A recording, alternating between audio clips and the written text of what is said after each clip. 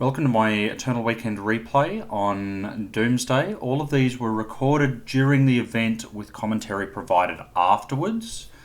So none of these are me talking about my decisions as I make them live. It does make it a little bit easier for me to work out kind of where I punted. My record for the weekend was not amazing. For the legacy component, it was 5-5. We lost 4 times to Rug Delver and once to Urza Echo. So it was not an ideal run. In terms of the deck that I played on the day, so I've opted to play Doomsday. I've been playing Doomsday for I can't remember if it's the beginning of this year or the end of last year where I started picking it up, but it hasn't been a huge amount of time. And a lot of that has been in lockdown where I have only been able to play on MTGO. I started playing Doomsday after Ad Nauseam Tendrils was a little bit pushed out of the format by the existence of Veil, and I was looking for something new to play, and I saw some results pop up. Thought it was an interesting deck, and I've been really enjoying it ever since. I think it's an interesting deck. It's very fun to play, and it does a lot of what I want decks to do, which is it has a fast combo player to help you just close out the game fairly quickly. I get to play with Dark Rituals and Lotus Petals and Lion's Eye Diamonds, all of which are cards I love, and I get to play a full set of the 12 core cantrips to have a full Xerox strategy.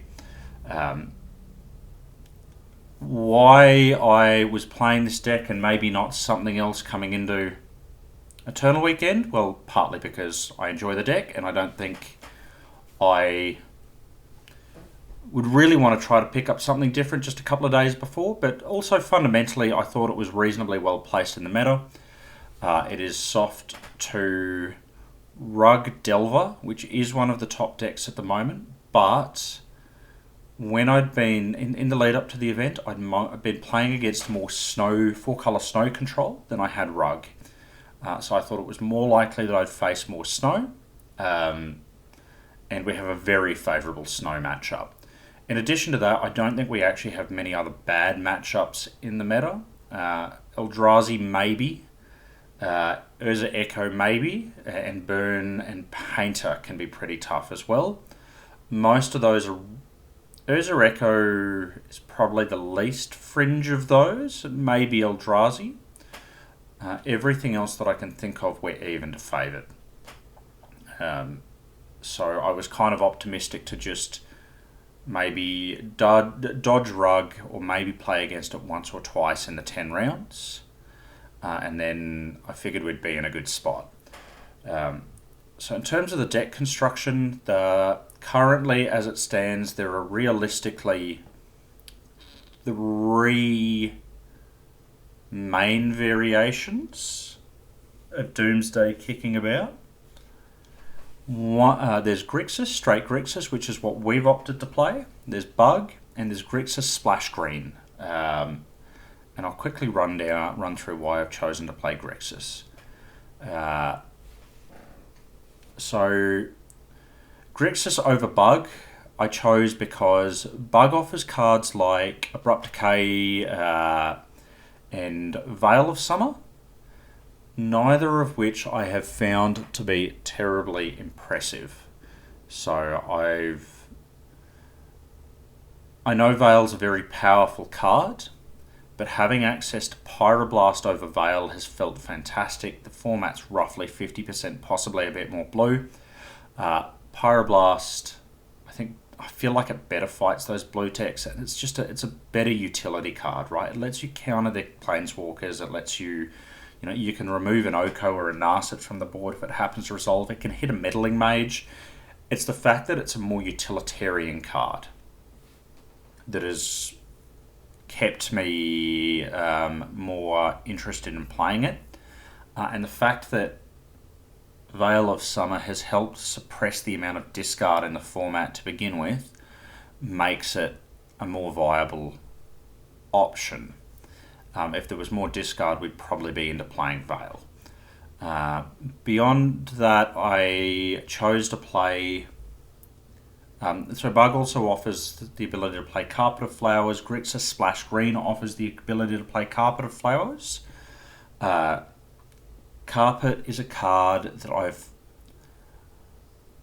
I often find I'm less than impressed with. It's normally a card that's brought in to help fight Delver. And the problem that I've found with it is Carpet is not effective enough. It helps you fight Dazes fairly well. And I guess it can give you a fair bit of mana, and it can fundamentally be a Dark Ritual when you need a Dark Ritual. But often the issues that I run into are just, it's a combination of clock and needing to beat their Force of Wills all in one turn. And I don't think I found that I've felt like Carpet does a good enough job of doing that. What we've done instead, so Doomsday decks at the moment are often playing some number of Defense Grid. So I have reduced my total number of Delver cards in the sideboard to just 3 Defense Grid. This is the card that I've found has been, if it hits the board, the most effective.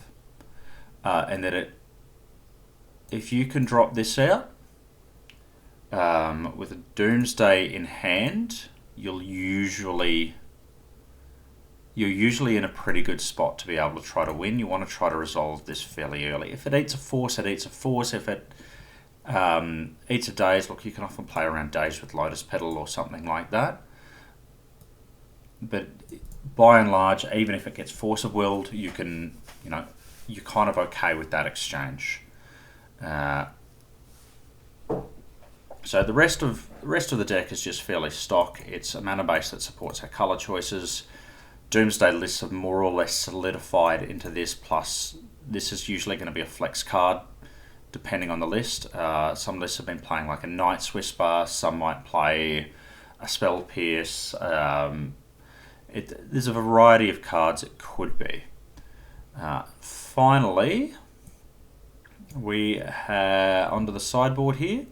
So we're playing a couple of Flusterstorms to hedge against combo. A few Grave Hate cards. I've chosen 2 Surgicals and a Tormod's Crypt. They're much of a muchness. Tormod's Surgical just has the advantage in that it can be played during your opponent's turn, so it's going to be a little bit better against Reanimator on the draw and Oops on the draw. And Tormod's Crypt is obviously just, it's a hammer. It'll just wipe a graveyard.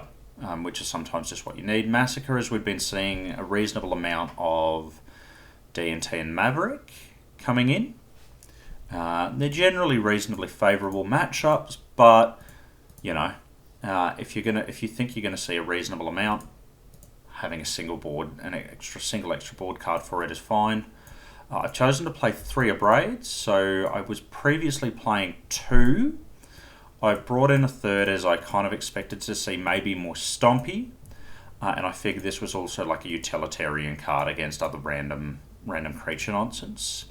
3 more Rebs, and that's our sideboard. So let's get into the first match.